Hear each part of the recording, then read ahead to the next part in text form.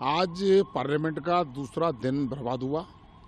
Speaker साहब ने काफ़ी समझाने का प्रयास किया, लेकिन विपक्ष जो है अपनी हठधर्मिता पर लटका हुआ है। 0 आवर्स हो, प्रश्नकाल हो और 377 हो, 25 से 30 लोगों को, सांसदों को इसमें बोलने का मौका मिलता है। वो अपने क्षेत्र की समस्या उठाना चाहते हैं, लेकिन विपक्ष की जिद के कारण नहीं हो पा रहा।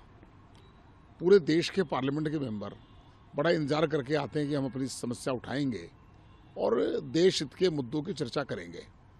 सरकार SIR पर चर्चा करने को तैयार है, लेकिन वह पार्लियामेंट नहीं चलने दे रहे। उन्होंने पिछला मानसून सत्र भी खराब किया, इससे देश का करोड़ों रुपया खराब हो रहा है। मैं इतना कह सकता हूं कि सांसदों को साथ विपक्ष अन्याय कर रहा है, पार्लियामेंट ना चलने देने पर। मेरा तो उनसे ये आग्रह है कि आप पार्लियामेंट में अपनी बात रखिए और सब लोगों को अपनी बात रखने का मौका मिलना चाहिए।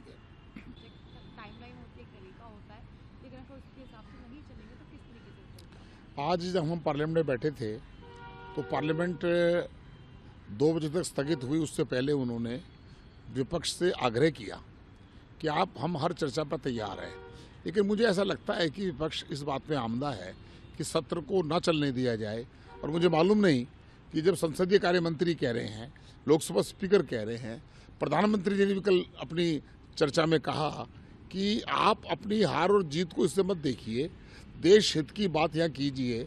लेकिन मुझे लगता है विपक्ष के पास कोई मुद्दा नहीं है शोर मचाने के अलावा।